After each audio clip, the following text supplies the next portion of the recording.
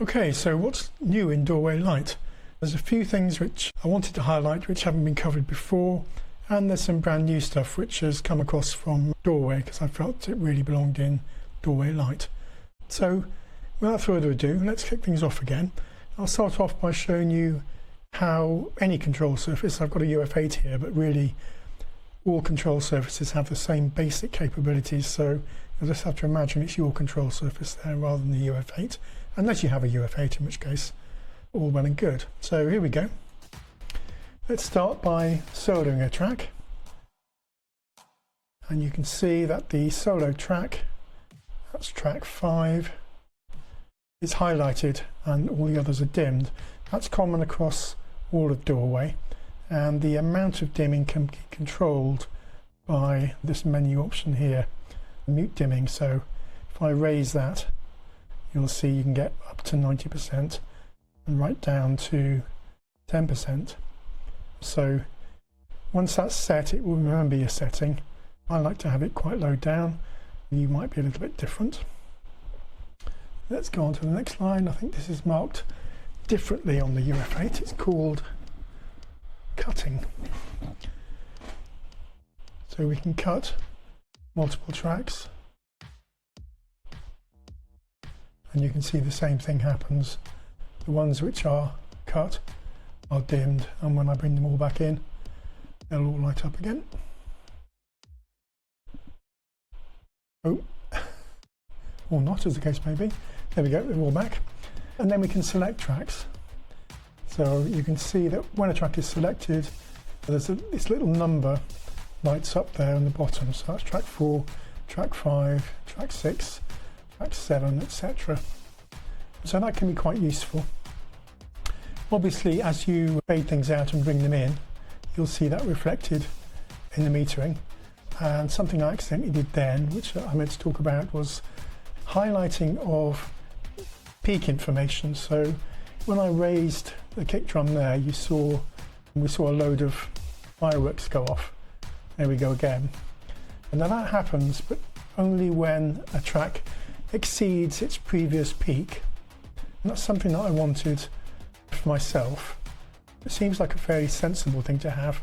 Now you don't have to have the fireworks, and I'll show you where that is. That's in the meter settings here. Now you can't see that menu, so I'm going to have to bring this up. Just bear with me 1 second. I'll try that again. So settings, meters, and what I want to do is change a peak alert. So if I bring peak alert down to 0, you'll still get a peak alert, but you won't get the fireworks. Let's see if we can see that in action. Let me raise the level of one of these tracks, and you can see it's flashing. So that's the non-fireworks alert for when we exceed a previous peak. Let's do it again on the next track. See, that's claps, track number 6. It's flashing like crazy. I think it flashes for 5 seconds, and that's just really handy so that you can, as you're mixing or even just as you're recording, having that kind of information in your face, as it were, rather than having to look for it, I find quite useful. Okay, let's go through some of these other menu settings. We've got small digital meters. I'm not going to click on them. Large digital meters simply won't fit on here. Faders is interesting. Let me just stop playback.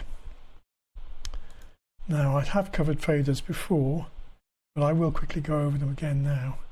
Basically, because we've got a control surface that you can see now, you'll be able to see that as I raise and lower the fader using the mouse, the fader on the control surface changes as well.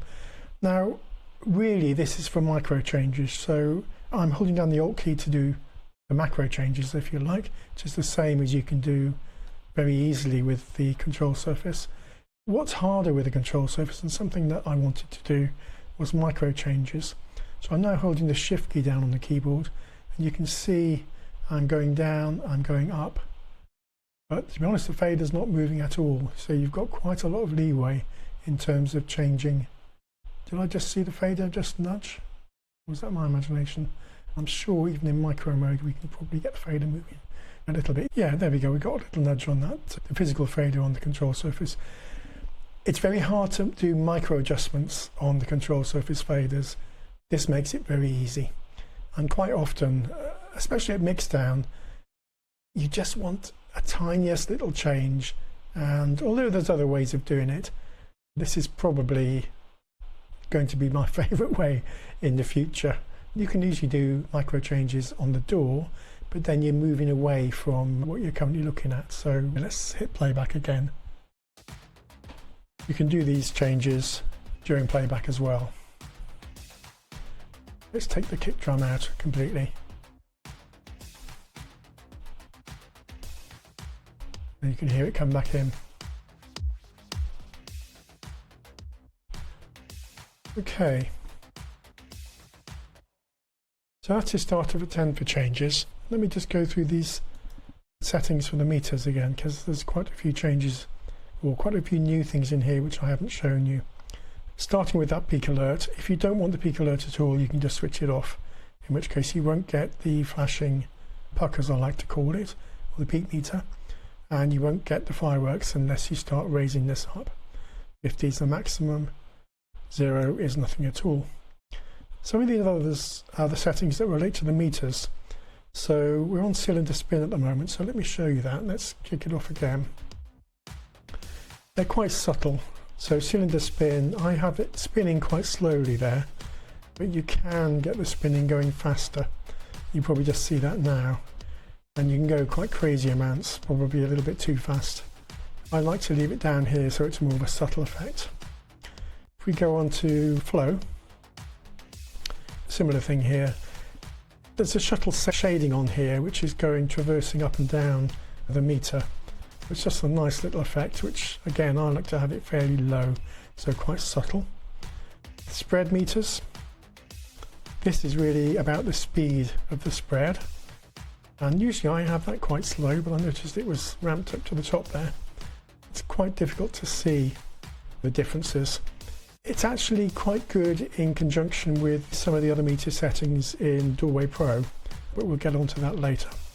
And pulse rifle is an interesting one. By default, this is just the speed of the pulse that goes through the meter. So slow pulse, and I guess it's nicest when it's matching the beat that you've got going there. Okay. Let's stop that again. Let me use my brain for a second. Is there anything else I want to show you? I guess I haven't shown you things like support forums here. This is where you can get information that's specific to your DAW. Now, all the DAWs give the same information to DAWWAY and the same information to the control surface, which is why all these DAWs can be supported quite easily. Further down the line, there's going to be some nice things that you can do that require a bit more work with individual DAWs, but I'm going to cover that off in a later video.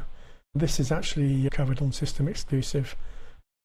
Most, well, in fact all DAWs can send System Exclusive information, and what that means is you can get specific functionality from the DAW that you want to see on the control surface, or in this case in DAWWAY, that isn't part of the standard protocols. So System Exclusive is a way of staying within the realms of, so I'm starting to blabber now. Anyone who watches my videos, I'm always one for blabbering, so apologies for that. Gotta stop